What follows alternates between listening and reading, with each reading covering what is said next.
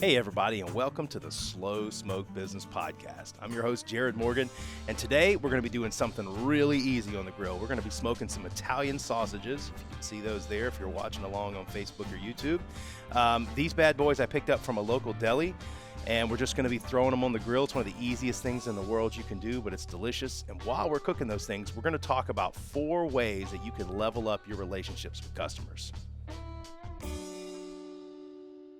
All right, let's get these things on the grill. Now, this is as easy as it comes. When you want to just do something really simple on the grill, finding some really high-quality sausages, man, it's just the easiest thing in the world. So we're going to hit it with a little spray. I'm doing this on my pellet grill here, and I got these guys from a deli here locally called Mr. P's Deli. It's one of Birmingham's most famous delis. And when I moved here in 2005, you can hear that sizzle. When I moved here in 2005, I needed a place to get some really good Italian sausage. And I remember talking to my mother, and she was like, I think this place over here is really good, but you need to call them. We don't want some garbage Italian sausage. So I called these guys, and I started quizzing them about, what's in it and what all is in your sausage. How do you make it? Do you make it fresh? And then I think when I got to the point where I asked them if they put fennel seed in it, the guy was like, yeah, like we totally do. And I thought, oh, okay, I've aggravated this guy. So these are some of the best Italian sausages in town. It's as easy as that. You throw them on the grill and they're going to be delicious. So today we're going to talk about 4 ways that you can level up your interactions with customers. And these are based on things that we've learned through the years of coming up from nobody with no experience to where we can do things at a high level. Now, the first thing is the most common thing people get wrong when they're dealing with customers. And the first thing that they ever ask themselves, I'm not really sure, what am I supposed to do here? And that's how to dress when you're going to be interacting with customers. Now, what I always say is you should think about how your customer is expecting you to dress and usually follow suit, right? So Mark Cuban, a guy that I really admire, said it best: if someone is selling you, you get to choose how you dress. If you're selling someone, then they get to choose how you dress. And so if you're going to go to someone's office especially, it's totally okay for you to ask, hey, what's the dress code at your office? It might feel a little awkward, but at least you've got that out of the way, right? You can find out, how do these people dress, and dress appropriately. If they're wearing a suit and tie, bad news. You've got to wear a suit and tie. If it's an organization where they wear jeans and T-shirts, wear jeans and a T-shirt. That's easy, right? You want to make sure that you don't automatically make yourself subconsciously feel like you're an outsider or not on their team. And if you dress differently than they do, you're automatically going to be perceived as somebody who doesn't fit in to the crowd. And that's not the way to win somebody's trust over. So make sure you do your homework, find out what kind of organization it is. If it's a blue collar organization, sort of think about that, dress that way. If it's a very, very high end suit and tie organization, wear a suit and tie, do whatever it is that those people expect you to do, because at the end of the day, when you're interacting with a customer, you have to walk into that with the mindset of, I want to do a good job for these people. I want to find a way to solve a problem for them. But in order to do that, I've got to convince them that I'm trustworthy and that I will solve that for them. And the first way to do that is through body language and the way you dress, right? Let's check on our sausage really quick. Now, these things are probably going to cook very quickly. Yep, they're already starting to turn brown. You can actually see the black specks in them. Those are the little fennel seed things popping through. These things are going to be great. I'm actually going to turn the grill down a little bit and let them go a little slower. When you're using these pellet grills, the slower you go, the more smoke actually comes over the outside of the meat and then permeates the fibers of the meat there. It gives you some more flavor. Now, the second thing you can do to make customers believe in you and level up your way that you interact with them is be responsive. Now, what do we mean by that? Well, the easiest way for you to aggravate somebody is to feel like you're too busy to talk to them, or that your organization is too disorganized to respond. And so when somebody emails your company for the first time, or they call you for the first time, acknowledge it quickly. We used to have a rule in the early days of Procter that if somebody emailed our organization, we had 2 hours to respond.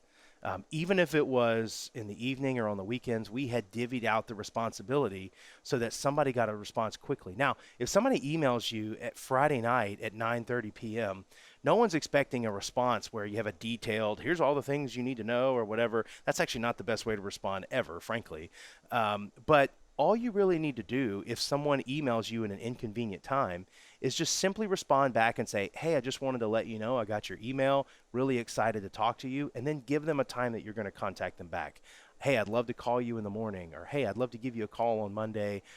Notice I'm trying to get on the phone. I think people that hide behind email, that is not a way to build rapport and trust with someone. Get on the phone. So ask them, hey, can you shoot me your number and I'll give you a call on Monday, and I've got some answers for you. I'm really excited to talk to you. That simple step, 2 sentences, 3 sentences that takes probably 45 seconds to send that email is immediately going to make that person realize, one, they're important, and 2, you're excited to talk to them and you're on the ball, and it makes your organization in your very first impression seem like you really have it together. So make sure when you're setting up your customer communications that no matter what, you're quickly responsive anytime a prospect or a current customer reaches out.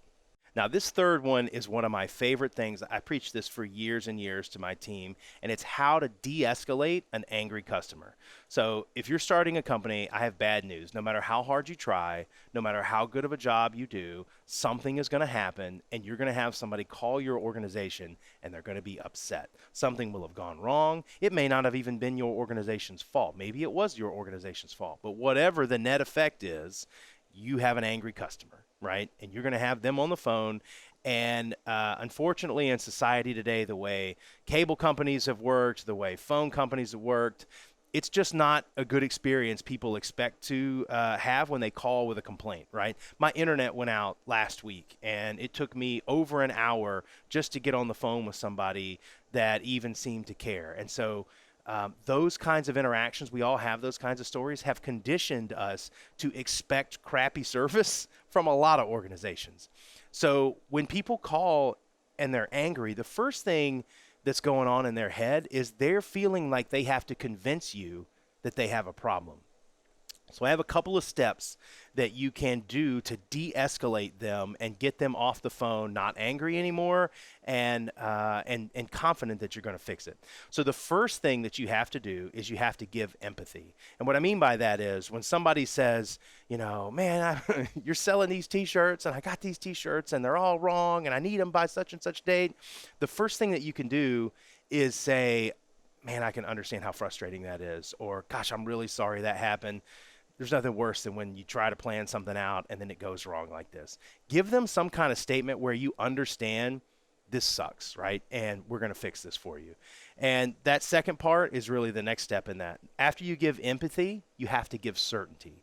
So give them empathy emotionally and then give them certainty. And that can be as simple as a statement of, we're going to fix this for you, or, you know, this isn't going to work and we're going to make it right. And when you say something up front, notice I didn't bury that behind all the things that I'm getting ready to say. Up front, you say, I understand you and I'm going to fix it. You will get people to go from a 10 several notches down because they now no longer feel like they need to beat you up and convince you that it's a problem. So step 1 is to give empathy and give certainty. Step 2 is to zoom out and zoom in. This is how you sort of win people back over for you. So you zoom out and you say, you know, we do X billion orders a day. And that's the zoom out, right? And we get 99% of them right, but that still doesn't make it feel any better when you're in that 1%. And I used to love statements like that because what happens with people is this one problem that has caused them an hour's worth of pain can cancel out all the good feelings from all the different work that you've been doing for a long time. So it's important that you zoom out and you remind them that you do a great job, but it still doesn't matter when you're in that moment and you've messed something up. That's called zooming out and zooming back in. So give empathy and then give certainty, zoom out, zoom in, and then lastly, give specifics. So what I mean by that is don't say, oh, we're going to fix that, I'll call you back. Say, I'm going to call my supervisor, or I'm going to call so-and-so, or we're going to do this and we're going to do that, and I'm going to call you back at this time and give you an update. If you can give somebody specifics, they have called you on the phone, you have told them you understand them, you have told them that you've given them certainty that you're going to fix it, you've zoomed out, remind them that you guys by and large do a good job most of the time, but you understand that this is frustrating, and then you've given them specifics on how you're going to fix the problem. If you can kind of run through those 5 things, that is the way to take an angry customer, de-escalate the situation, and start moving it towards a resolution. Let's get a quick check one more time. If you can't tell, I like checking on. So, man, sausages cook fast. You can already see there's a little brown going on there. I don't like to touch it when it's cooking because if you break the casing, especially on these really natural casing ones like that, you break the casing on it, the juices fall out. So it's best not to mess with them, not to touch them until they're done cooking. We're going to leave them there. So this next thing is one of my favorite things to talk about, and it's how to give a presentation. Now, with most businesses, when you're dealing with a customer or you have a prospective customer, you're going to have situations where you need to demo your product or give a presentation or explain to them how you can solve their problem. And it is the most crucial thing to get right in order to move your relationship forward with that customer. And it is so badly done by the overwhelming majority of people in business. And so I'm going to give you a couple of tips that I learned through the years to make your presentation stand out and to make you connect with people and not just be just another slideshow presentation that they're watching. The first thing I would recommend, in my opinion, the greatest business presentation I've ever seen given was in the mid-2000s. Steve Jobs debuted the very first iPhone. Now, if you have a moment when you're done watching this video, go look that up on YouTube and watch Steve Jobs, possibly the greatest entrepreneurship presenter of all time. Watch Steve Jobs weave all of these problems into a talk track and land in a device that solved that problem. So he said, we decided we were going to build 3 things: a mobile internet browser, a phone, and a portable music player, all in one. And it's all one device. And he does this big reveal, and I'm butchering it a little bit, obviously, but Steve Jobs, in that presentation, it was basically flawless. And it's easy to kind of chuckle about that now because we're all used to smartphones. But at the time, that was revolutionary. And he made sure that presentation had the gravity of the moment, right? It actually made it so that you realize this was a revolutionary thing. And he did it in ways where he used visuals and he used sound bites and he, told a story as he was going instead of just, here's our device and here's what it does. He could have bombed that if he'd have done that, but instead he sort of weaved a bunch of intrigue into his talk track.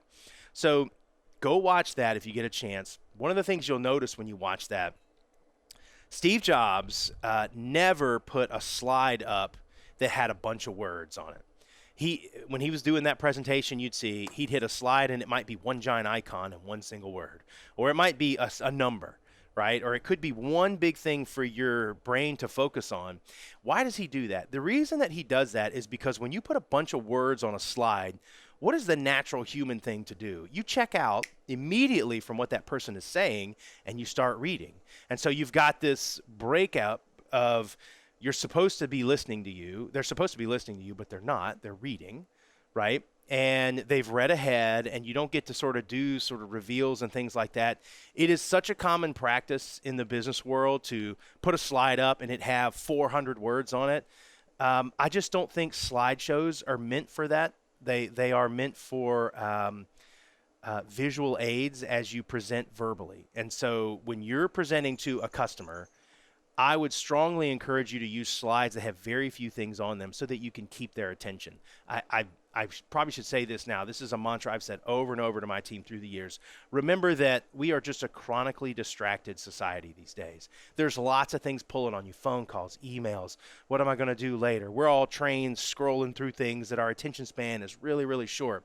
So the more opportunities you give somebody to check out in the middle of this presentation, they are, right? And when they stop listening to you, they're going to miss important points, and you're going to miss your opportunity to convince them that you can solve their problem. So don't use too many words on a slide. Don't use too many pictures. Do something very simple so that they're looking at it, but they're listening to what you're saying as you present, right?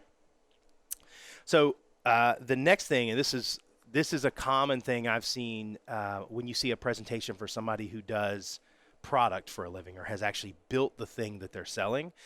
there's a tendency to want to tell someone everything the product does. Okay, this button does this and this button does that. You'll notice this shirt is made out of this cotton and we get it from this plant and blah, blah, blah, blah, blah. People don't necessarily want or need to know that. And again, we're a chronically distracted society. So the number of things that somebody's actually going to remember when they get out of your presentation is probably 4 or 5 max, right? And so if you fill their head with a bunch of buttons and things that aren't necessarily all that important to why they want it, they're going to miss the point. They're going to forget why they do want it. So make sure that you focus your presentation not on all the little gadgets and the little backstories of why. That may be interesting to you, but you eat, sleep, and breathe this product, and they're really just trying to solve a problem. Make sure that you understand the problem that they're trying to solve and gear your presentation towards that. Skip over all the little feature details and things. There will be a time to go over that. Just like we said, don't put too many things on a slide. There's a time to give all that information to somebody, and it's after this presentation. You can build a nice PDF document. You can email them. You could have a nice bound physical thing you can hand them. There's all sorts of ways that you can get information to them. But it's important that you don't overwhelm them in the moment, because you need them to walk out of that presentation believing that you can solve their problem. So don't overdo it. Not too many visuals and not too many things about details. Now, this next one is a tactical point, right? When you're talking to somebody, when you're talking to a customer in the moment, what I always suggest is there is a tendency to say, does anybody have any questions? So you're giving this presentation and you get to a natural stopping point. You look at the people you're talking to. Do you have any questions? And I always taught my people that's just bad form, because there's an opportunity for you to start winning positivity into the conversation.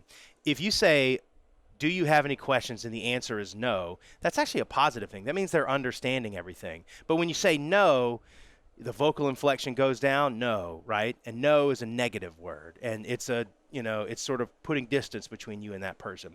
So what I always did, instead of saying, do you have any questions, is I would ask, does this all make sense so far?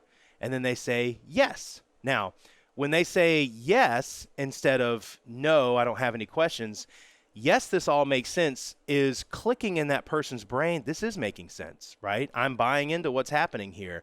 And there's what you call consistency bias. Once somebody has said, yes, this makes sense, then it's hard for their brain to then 10 minutes later say, I don't get this. It doesn't make sense. They've already said it makes sense, right? And it did. If it didn't make sense or they had a question, that would be the moment they would jump out and ask it. But in this moment, when you say, does it make sense? And they say yes, you're starting to win positivity. It becomes easier for them to decide to buy it after the fact, when their brain is reminding them that they understand it, and then it's all making sense. It's so much more effective than simply saying, do you have any questions? All right, the last thing for a presentation is, remember, what is the point? The point usually is you are trying to let them know that you can solve their problem. So you first need to understand what their problem is and gear your entire conversation towards the thing that they care about. And if you don't know what that is yet, I would suggest maybe you're not ready for a presentation. If the situation isn't going to allow you to talk to them ahead of time, then you probably need to build into the presentation a time for you to listen. Ask some questions. Hey, I want to understand how your organization works and what's the pain points you guys are having here. What's the problem you're trying to solve, or why are you even interested in talking to us? And listen. It could be money. It could be, pain with customers. It could be growth. It could be, compliance. It could be just a want, right? We really want this thing, but you won't know unless you ask and really, really listen, and then gear the rest of your conversation towards the thing that they've just told you they care about. I always try to make sure that I go into presentations clearly knowing what my objective is. And that objective usually is whatever this person cares about, I need to gear that conversation to them. If you don't know what that thing is, you have another step of homework. And if you can't get it before the presentation, you better orchestrate your presentation so that you can get it out of them early in the conversation. Now, that's, in a nutshell, my tips for a presentation. The last part, and this is the most important thing in all the businesses, how do you close a deal? And more importantly, how do you close a deal without being a sleazeball? Anytime you talk about sales, the average person thinks about like a sleazy, door-to-door salesman or some slick car salesman that tricked them one time. That's bad form. That's bad sales. And if you want to be a high-level successful person, you're going to have to sell, and you're going to need to be able to sell in a way where you're not just trying to trick someone and get their money and run away, but you actually understand their problem, and then you go in and solve that problem for them. Right? It's a refrain I keep coming back to, understanding their problem and making them believe that they can solve that problem. So once you have figured out what it is that's important to them, when you're ready to close the deal, you got to ask some more questions, and you got to find a way so that you can drive them towards making a decision. It's easy for people to say, you know what, I'm going to think about it, or I just need to go talk to so-and-so, or I need to go talk to whatever. So one of the things that I like to do that never seemed pushy, but allowed us to sort of drive the conversation towards a close is you sort of work backwards. So you find out, hey, so why is it again that you need to use this? Okay, we're looking to make more money. Okay, well, when do you ideally, when would you like to turn this on? Well, we'd like to turn it on next summer. Oh, that's a long time away. What are you going to do to sort of increase your revenue in the meantime? Well, we could get this up for you in insert a period of time, 6 weeks, 8 weeks, whatever it is. If we could do that, would that help your revenue this year? Yeah. Okay, well, is there a way we can help you get that? I really want to help you increase your revenue this year. And then you start realizing as they answer that what the real objections are. They'll say, well, actually I got to make sure I got budget. And okay, so it's not a time thing, it's a budget thing. You find the thing that they want. They're trying to increase revenue, or they're trying to turn it on by a certain time, or we got to be compliant by a certain date, or I got this big party that I need this device for on this date. And then you start to work backwards, and you say, okay, well, in order for you to get this thing that you want, we're going to need to onboard and do these kinds of things. I know it takes a little time to get the budget and whatever, so that means we got to get this signed on such and such date. Would you agree? And they'll say, yeah, that actually makes sense. Now, once they've said that, hopefully that date is not too far in the future. Now, consistency bias kicks in again, and they've said, I'm going to sign this on such and such date. And now you're calling, and you're no longer saying, hey, just checking in, hey, just whatever. Now you can call and say, hey, I want to make sure we don't miss that date you set. Is everything good? What else can I get you? Can I talk to somebody for you? I want to make sure we don't miss that date. Having that drive the equation, not just constantly calling, hey, you ready to buy yet? Hey, I really want to get this in my monthly quota. Don't be that goofy sales guy that's just trying to get the deal. Always keep the focus on them and helping them. And if you do that and they truly believe that, you'll be amazed at what your close rate will become on deals that are really, really material to you and your business. One last check on these bad boys over here. Let's see. Oh, yeah. Almost getting done. This one over here looks like it's about the right color. So I'm going to turn it down just a little bit. You get a little bit of color from the smoke, too. So that's nice. Okay. Now, we said we had 4 points, and I'm laughing because my producer, Alex, was just reminding me that I've just hit you with a blizzard of points. There were 4 main topics we wanted to cover today. The first was how to dress when you talk to your customers, and the answer to that is how they want you to dress, right? The second was de-escalating an angry customer or prospect. And how do you do that? You give empathy, and then you give certainty, you zoom out, you zoom in, and then you give specifics. Then we went through how to do a presentation, and your homework assignment was to go look at Steve Jobs debuting the first iPhone. It's one of the greatest things ever. And then finally, the fourth thing, how to close a deal without being a sleazeball. If you can master those 4 things, you're going to really level up your communication and your interaction with your customers, and you'll be amazed at what can happen to your business. Thank you so much for joining this episode of the Slow Smoke Business Podcast. If you like this episode, please give us a 5-star rating, like us, find us on TikTok, like us on Facebook, join our community as we build this podcast. Thank you so much, and we'll see you next time.